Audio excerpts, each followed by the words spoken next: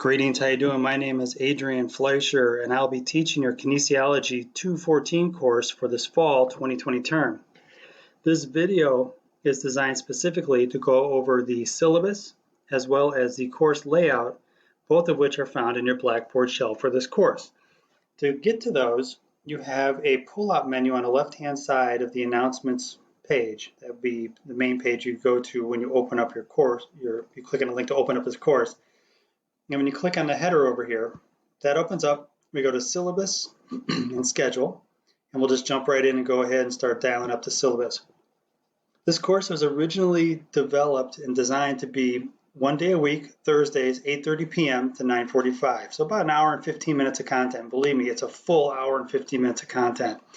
And information was provided via lecture, also on Blackboard video presentations, as well as different videos shot and provided through YouTube where students would evaluate different exercises. That'll hold true in terms of there'll still be PowerPoint presentations with a voiceover by yours truly. Also, there'll be video analysis for your labs, as well as all deliverables, whether it's completing a lab assignment or a check for learning or your final exam, will all be done through Blackboard. So I urge you, if you have any difficulty with Blackboard navigating the system, get some help, because given we're going all online for this term, I think most of the professors are jumping on board with individuals like myself, where, for example, I don't carry paper onto campus. I don't. I don't take paper on campus, don't take paper off campus. I don't have the luxury of having my own space or my own place to grade papers. I do everything via Blackboard. And with COVID-19, we are all in a position where we have to do more of our work online, so please, and I'll highlight this later on in this presentation, if you need assistance with Blackboard, seek it out.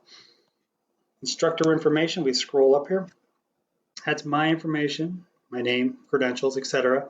You can refer to me as Adrian, that's fine. I've had I've had students who just refer to me as coach, which is totally cool by me, but just realize as an adjunct, you can feel free to use my first name.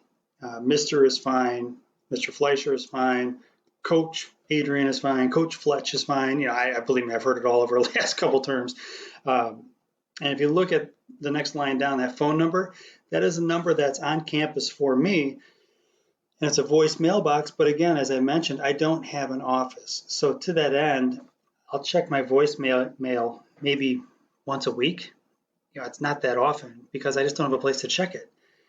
I do, however, check email all the dang time. So if you want to reach me, this is it. A Fleisch, for whatever reason, Harper's email system drops off the last letter of my name. Only so many characters it'll hold. afleisch@harpercollege.edu. And to that end, I will usually return that within 24 hours, probably sooner than that, give or take a little bit more on the weekends, a little bit less during the week. But email is best. And email is best also because it provides us a nice electronic trail of any conversation that we have. But I ask you to do this, though. You've all been assigned a Harper email address. It would be inappropriate for me to correspond with you regarding Harper College classes via one of your personal email addresses. So please use your Harper email address when corresponding with me. Further down, important dates. Okay, we know the semester begins on August 24th. We know our first class would have been August 27th. But other dates that are important, if you're ever in a situation where you might have to drop the class or withdraw, realize August 31st is the last day to drop for 100% refund. We have Labor Day off. And then November 23rd is the last day to withdraw from the course and not receive a failing grade. So if you find yourself in a situation where you may have to make a decision, those are your important dates. Further along, we have the Thanksgiving holiday, of course. We come back to class in the end of November. And then we also have final exam week, which begins the 14th of December. Further down, this is something you should have gone over when you signed up for this course. Realize this course is designed for people who wish to be movement practitioners. And you can put your fingers in quotes when you say movement practitioners, but that encompasses a lot, right? So you have people who might be physical therapists. You might have individuals who want to become personal trainers or even strength and conditioning coaches, right?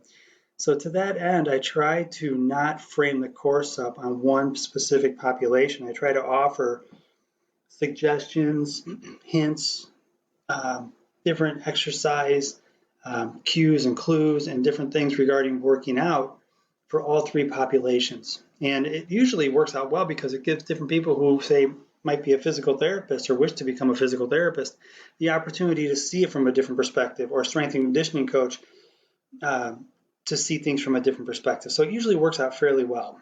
When we do some of our assignments, I urge you, right, because part of our class will be to post and have responses to posts online.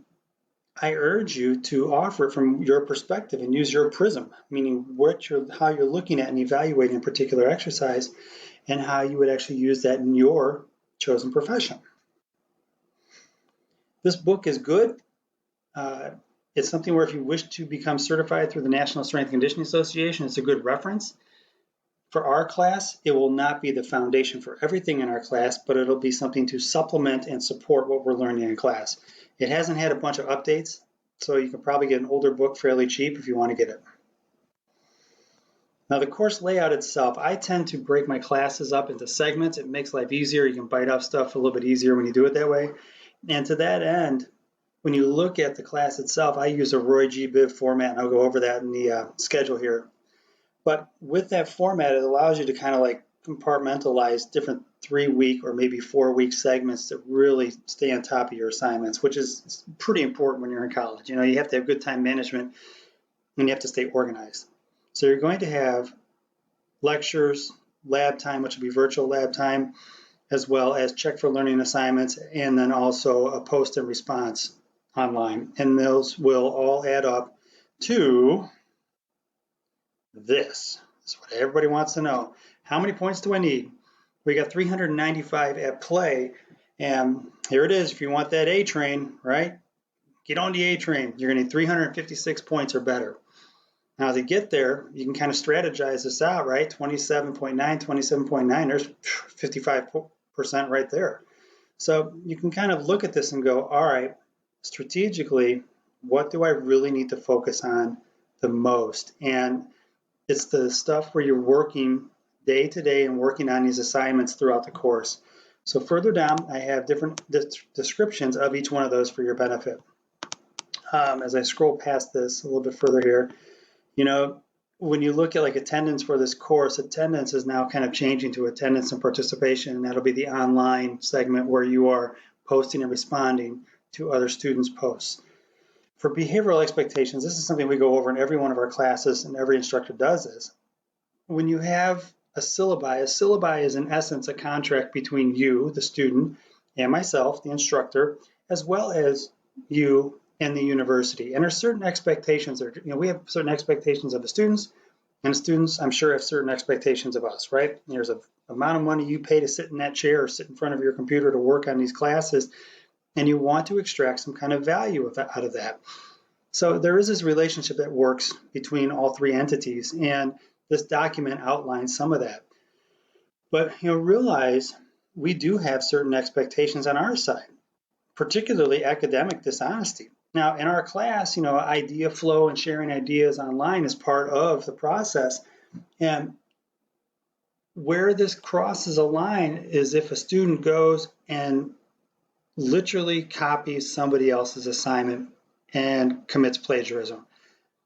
That would then raise the academic dishonesty flag.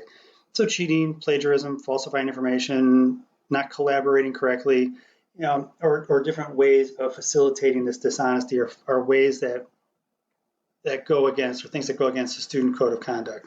And we want you guys to learn, we want you guys to share, but make sure you do it in a way where you're not stealing ideas from other people or stealing concepts from other people. So in this document, it's also geared to be a little bit of informational document as well. We do have resources for individuals who might need or might have an issue in terms of discrimination. We have many resources for students in terms of health and wellness. And I urge you as an instructor to a student, source these out and find these things, because they're all free. These people love working with students, and they're there to help you guys. So, to some degree, if you have some type of particular issue, whatever it is, this campus has it covered. And these are some of the ones you have in here. If we scroll down, we look at some of the resources, like access and disability services, I always get at least 1 or 2 emails every term about a student who might need, gosh, a homework assignment read to them, or extra time on a test, or needs more hands-on type of learning. Believe me when I tell you, I am agreeable, completely agreeable to these services. And I usually receive an email in the very beginning of the semester, or I'll have a student who comes up to me and says, hey, by the way, I have this issue and I need some assistance. Please, if you have something like that, let me know ahead of time and I'll accommodate as best I can. If you need those services though, here's where they're located, here's how to reach them. Library, great place. Oh my God, those people are so good. If you need to find something, they're unbelievable. We go into a student service desk. Now, if you have an issue with, for example, Blackboard, and you're having trouble with your Blackboard or you're having trouble with email or anything, this is the place. The building, that's their phone number, and that's their email address.